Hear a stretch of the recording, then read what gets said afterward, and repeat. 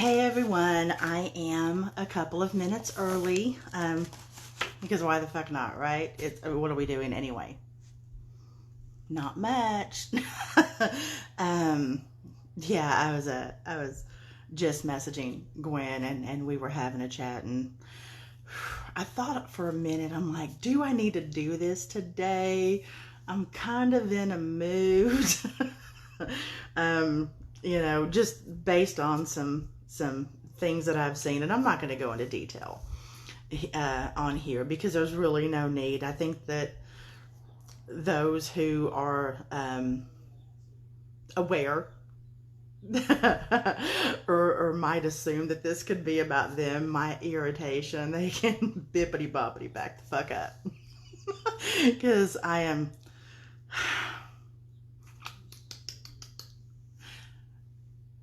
Don't try me today. All I'm saying. So, and the fact that I'm saying that with a smile should really worry you. Okay? Alrighty. I am going to go ahead and start reading. Again, this is Walking with Ghosts. You see it right there. See the book. See? And we are going to cover Edinburgh today, which is, hi y'all. Hi everybody on there. This was an amazing experience for me, and I haven't reread it since I wrote it, so this is going to be interesting. This is going to be all new to me again. So got the old lady specs on, so we should be good to go. Edinburgh. Walk with me. Go on this tour with me, okay? How many of you have ever went on vacation only to find that the place you're staying is haunted? And I don't mean you picked out a haunted place and rented a room. Show of hands? Well, this girl did. Yep, that's right. The apartment we rented for a few days while in Edinburgh was haunted. We all knew it within minutes of being there. The bedroom lights would turn on and off when we were in the living room. The toilet would flush on its own. You could hear someone walking down the hallway. It was wild. We didn't even hang around to experience much of it at first because we had exploring to do. 4 gals in a foreign country. The possibilities were endless. You would think we would have tried to get as close as possible to the places we wished to go. Nope, not us. We were about 3 miles downhill from Edinburgh Castle and the other sites, and we were hoofing it. First stop was the castle. We began our trek up the hill, stopping when we needed until it was within our sights. To say our first sight of it was impressive is an understatement. The castle sat atop the hill overlooking the town like a worrisome parent, formidable and always watching. You couldn't help but feel very small as you walked up to the visitor gate. Other tourists were milling about, talking in all different languages. I did something I never do as we paid our way to get in. I shielded myself. I mentally threw up a block so that I wouldn't do something embarrassing or get us thrown out of the castle on our first day in this beautiful city. As we walked the halls and looked at the paintings that lined the walls, I allowed some of the energy to work its way into me, testing the waters, so to speak. Although I expected some negative residual energy to affect me, I was pleasantly surprised that what I felt wasn't anything like that. It was regal and welcoming, prideful yet gracious, as if those who still walked about the rooms were happy to share their piece of history with us. Only in the bedrooms did I start to feel like we may be invading their privacy. I almost felt guilty snapping pictures of such personal spaces, but I did it anyway. Because that's just me, y'all. I'm just letting you know right now. I'm being sneaky.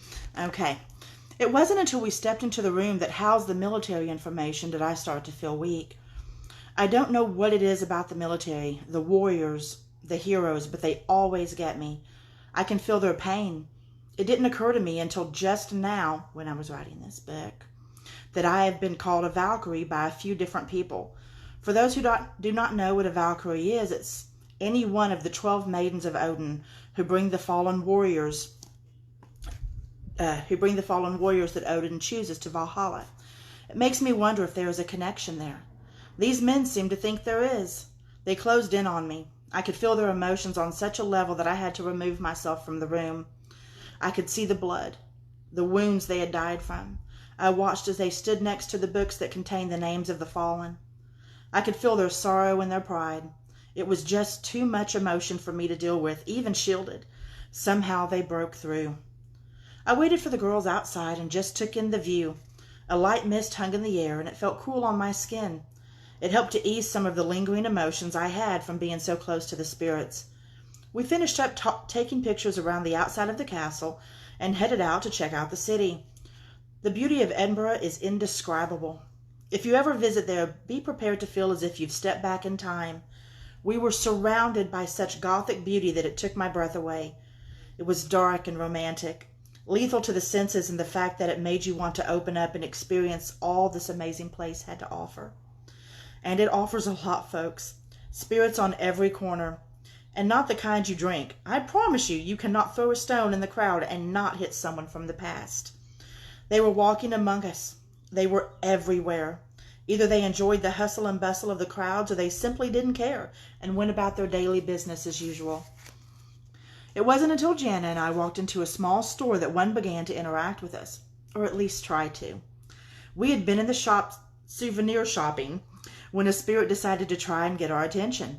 We had just walked away from looking at a particular display when a box of candy flew off the shelf. Not fell, not slightly moved. No, it flew off the shelf and landed about 5 feet away. We both just kind of looked at each other and said, "Yep, so it begins." I had dropped my shield after leaving the castle, so now, just like Jana, I became a beacon.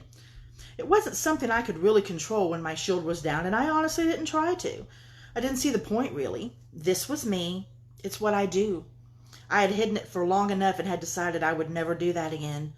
That having been said, I really didn't have the time to stand there and chat with a cantankerous spirit in the middle of a souvenir shop. We had a tour to take, and I did not want to be late and risk missing anything. Within moments of arriving at the tour start location, we all absolutely fell in love with the tour guide. She played the part well and was really interactive and informative. She led us through the city, telling tales and answering questions from the crowd. I couldn't help but wonder if anyone else was feeling eyes upon us like I was. They were walking among us, and the other tourists didn't seem to notice. Then again, maybe they were playing dumb like I was because they didn't want to draw attention to themselves. The answer could be either scenario, really.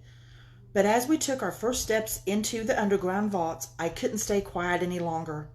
The man that my friend Lorna had warned me about was standing right next to me, breathing stale whiskey in my face the entire time.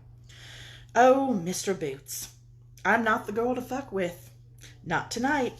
I made sure not to say those words out loud, but I did give him a firmly whispered, "Back the fuck off." Surprisingly enough, he didn't retaliate like I half expected, but he also didn't leave me alone either. He stayed with me as we walked through the tunnels, never more than half a foot away. The girls kept an eye on me, and because they knew what was going on, but there was nothing anyone could do. He was going to be my shadow, and that was that. It didn't bother me too terribly much until I saw one of the prostitutes he had murdered. I could see her in full form, laying on the dirty ground of the tunnel. Stab wounds speckled her body as blood pooled around her. She was cloaked, thank the goddess, but this violent streak was made all too clear by the slashes in her pitiful garment. Just so y'all can see, Mr. Boots and the prostitute he murdered, right there. Yes.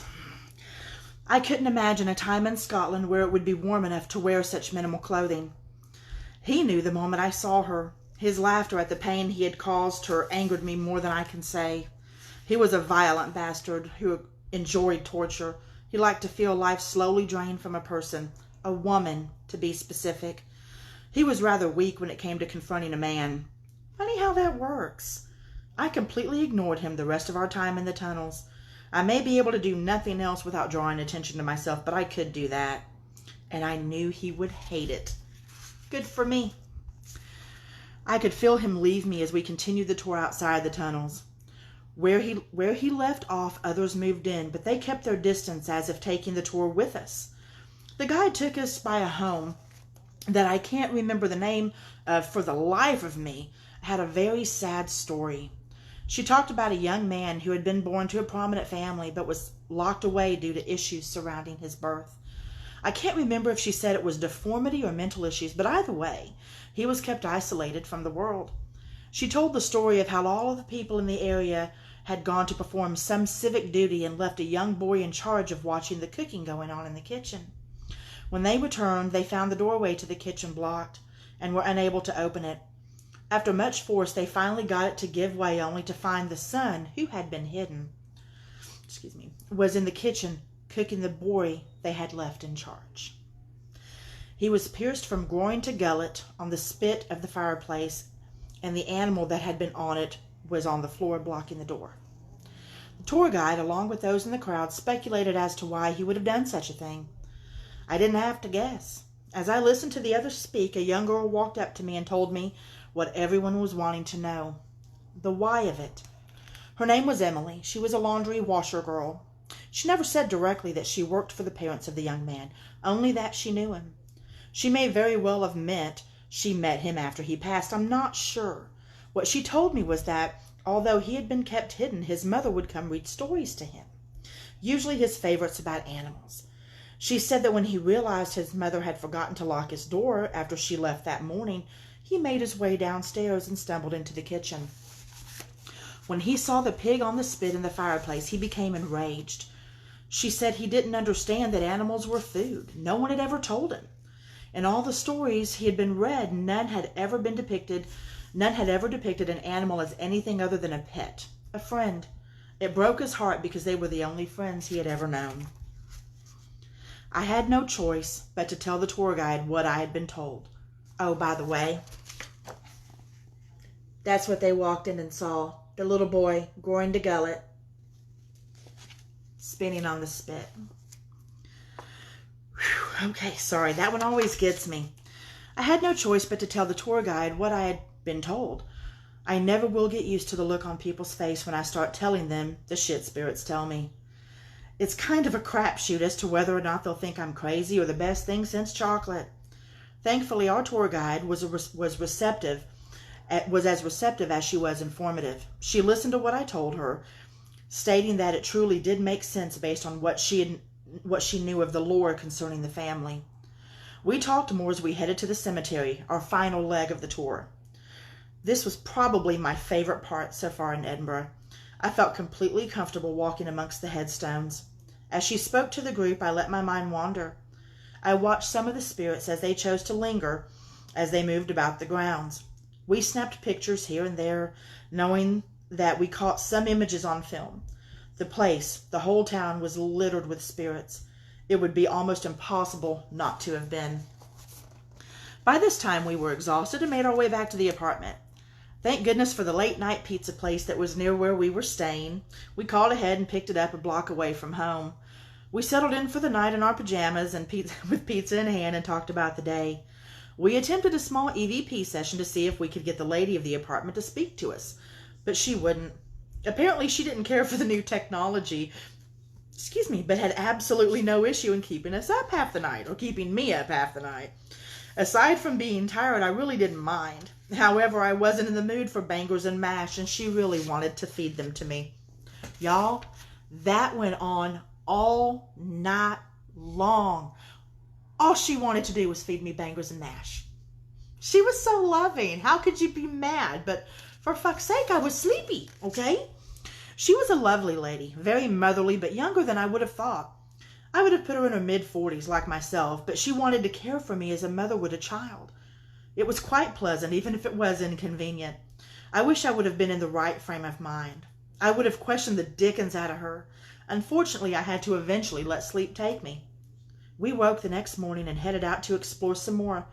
I was planning on meeting my friend Lorna Crone in Glasgow later that day, so I wanted to see as much of Edinburgh as possible. We were blessed by brief glimpses of sun as we trekked our way back toward the direction of the castle. We made our way to Holyrood Palace, where Mary, Queen of Scots, had spent some time.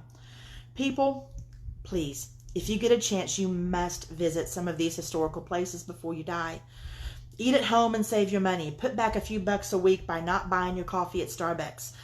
Do whatever you have to do to make this happen. You will not regret it. I can only say that the experience is magical and one I will not soon forget. The sheer opulence in which they lived was jaw-dropping. I've never seen anything like it. The paintings seemed to follow you, their eyes watching, seeing everything, judging. This was completely different from the castle. Granted, it was almost painfully beautiful, but it didn't have the same welcoming vibe. The abbey that was on the grounds was a whole different story. Those who were actually interred there did not seem to mind our presence. I think they could sense our complete awe over being in such an amazing place. We were walking amongst history, surrounded by it, literally immersed in it. I could have stayed in that very spot for days. I was at peace. This peace would hold me in good stead as I headed off on my own to take the train to Glasgow. Full disclosure, you're getting ready to see just exactly how flighty I can be because I don't pay attention and I let the spirits talk to me a little too much. Okay? Just letting you know. My girls dropped me off at the train station and I set off on my own private adventure. And what an adventure it was. I made myself comfortable in my seat and thought it would be a good idea to rest a bit since our resident ghost had kept me up during the night. I did not expect to completely pass out and wake up on the way back to Edinburgh, having completely missed my Glasgow stop. Yup, that's me, world traveler who sleeps through entire train rides, missing a stop I had traveled halfway across the world to make. I got the attention of the train attendant, told her my situation, messaged Lorna, and put a new plan into action. 10 minutes later, I was jumping off one still moving train and hauling ass down the platform to hop aboard a new train heading the right direction. Still moving. How I did it, I'll never know, but I did. The gods were with me that day. I can tell you that I made it to Glasgow alive. Finally, got to put my arms around my friend. All was right with the world in that moment. This is me and Lorna when we first got to meet each other. It was wonderful. Okay, we had a wonderful dinner at a quaint little place that Lorna knew well. She loaded me down with gifts she had made for Gwen, Alyssa, and myself. It was such a lovely time. I know people say meeting people online is dangerous, and I would normally agree. But with the exception of a couple of people, I have not had that negative experience. These people, these angels who have entered my life, they are family. They accept my weirdness and never make me feel ashamed about it. I can't even begin to tell you how much I love them for that. We left the restaurant and went to sit on a bench in the city square. Immediately, my ghost sonar took over, and I began to tell Lorna about what I was seeing. Some good, some not so good. She was able to verify some of what I was seeing right then and there, like the person I saw falling off the building. It was hard, folks. It's one thing to see a person after they've passed, okay? It's a whole different one to see the person in the process of taking their life. I saw that. It's not fun, okay? When people tell me it must be so cool to do all these things, or to do all this, things like this are not, or what they think of. How could that ever be cool? These are the things that keep me up at night, cause me many hours of much needed lost sleep, and sneak into my dreams when I do get sleep to make sure I relive them over and over. I understand it's not like that for everyone, but it's like that for me. Okay? As much as I love what I do, it can be heartbreaking sometimes. My people, my tribe, understand that and never ask for more than I can give. If anything, they try to stop me from going too deep. Bless them. I knew my time was running short, so Lorna and I made our way back to the train station, saying our goodbyes. I tried not to cry. I didn't know how long it would be before I was able to see her again, but I had to go. The girls and I still had the Edinburgh dungeons to go to, along with a tour of Mary King's Close, before we headed back to England. We were packing as much into our short time there as possible. I made sure not to fall asleep this time, and I made it back to Edinburgh without incident. I hooked up with the girls and told them what happened. Got to be honest, my girls weren't surprised in the least. I'm an accident or a mishap waiting to happen. It's a gift, really. Okay. And this was just another notch on the belt of Vanessa moments. We got up early the next morning to fit even more sightseeing in before we had to leave. Mary King's Close was first on our list, so we bought our tickets and waited for the tour to start. It was good. Very good. With an interactive tour with video and a tour guide. I wish we could have been in there without the crowd, though. The little girl that remains there wanted to talk, but was quite uneasy communicating in front of such a large crowd. What was really odd was seeing all the animals that had also taken up residence in the close. Centuries later, you can still smell them, along with the disease that played a huge part in the deaths of so many. And when I say smell them, I mean the way I smell things, okay? I don't mean you walk in there and you can smell the animals. I mean, I could smell them, okay? It was hard to hide the sadness felt over such feelings of despair. I could tell the girls were affected too, as well as the rest of the tourists. How could they not be? Unless you've been there, you can't possibly imagine the reality of what these poor souls lived in. To say the conditions were horrendous is a gross understatement. The feeling stayed with me as we left the close. None of the spirits followed us out, which I found strange. You'd think they would do whatever they could to get away from such a place, but they made no move to do so. This was their home. They had absolutely no intention of leaving it. The dungeons, on the other hand, had a completely different feel to them. Whereas the close had a feeling of sadness about it, the dungeons were dark and comical, if you can believe it. Like a mini theme park, their whole purpose was to frighten the shit out of you. And they succeeded at it. Very well. Just ask Laura. One of the actresses took a pretty intense liking to her. It was so fucking funny because she kept saying in this deranged whisper, "Laura, you're my favorite." Oh my God, it still creeps me out. Even me trying to do it right now. It was fucking crazy, y'all. I ain't even lying. Honestly, it was so damn funny. I think all of us laughed so hard we almost peed. True story. There was a boat ride during the tour that we had to take to get from one part of it to the other. This was the only time I felt anything akin to fear. I know that the whole place had been designed to scare, but this was different. It was the watching again, only this time it felt sinister. They had dangly things hanging from the ceilings meant to feel spooky as they touched you in the darkened boat ride, but this was not what got to me. It was the touching you could feel in places those dangly things didn't or couldn't reach. That's where I wish sometimes that I was different. I hated knowing the things I was feeling was real and not a side effect or a prop. That really sucked. Sometimes it's hard not to let these things affect you, to try and act like they aren't there when absolutely everything that you are as a person is screaming inside of you to acknowledge it. It's a crazy feeling, one I'm still, after all these years, not quite sure how to process, but I am learning. After the dungeons, we headed back to the car and climbed in, ready to get home. England bound, we spent the trip planning out all we had left to do. Hellfire Caves and an investigation with Don Wilkins and Leanne Laveau from Really TV was on the agenda. Again, no rest for the wicked, folks. Okay, does anybody have any questions? Because, I mean, again, it's a shit ton of pictures. There's so many pictures in here, and I don't want to go through every stinking one of them. I now know why Mike wanted to kill me when I was doing this book. And the next chapter is England Part 2. We'll take care of that tomorrow. Okay. Let me go through here and see if there's any questions. Anything I need to do. Okay, I can't tell. Oh, well, fuck nuggets. Some people's screens are freezing. But anyway, is that okay? Am I doing okay? Am I stuttering too much? Am I stumbling too much? Is it interesting? Does it suck? What do y'all think? How you feeling about it? Want me to keep doing it? Want me not to keep doing it? Robert, you laugh at me, but you know I'm asking these valid questions. Simmer down. Unless y'all tell me to stop, I'm going to keep going. So I'll do it again tomorrow. Like I said, it's going to be England Part 2. Okay? And let me see how long it is. It's a shit ton of stuff in there, but I want to make sure it's... Actually, it's not... Oh, score. Okay, so tomorrow we will do England Part 2 and Virginia. Here I come. Get ready for some crazy ass shit, okay? Anyway, you guys are awesome. You're giving me something to do, and I love you, okay? Feel free to share this. This is my small bit of entertainment I can give you guys that's free.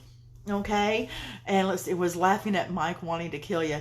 Oh, yeah. Oh, true story. Yeah. I mean, for all the pictures, because Good Lord and baby Jesus. There's a shit ton of pictures in this book.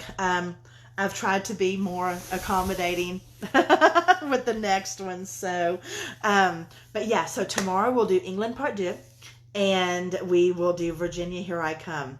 So, yay, yay. I'm excited. I love you guys. Mwah. Bye.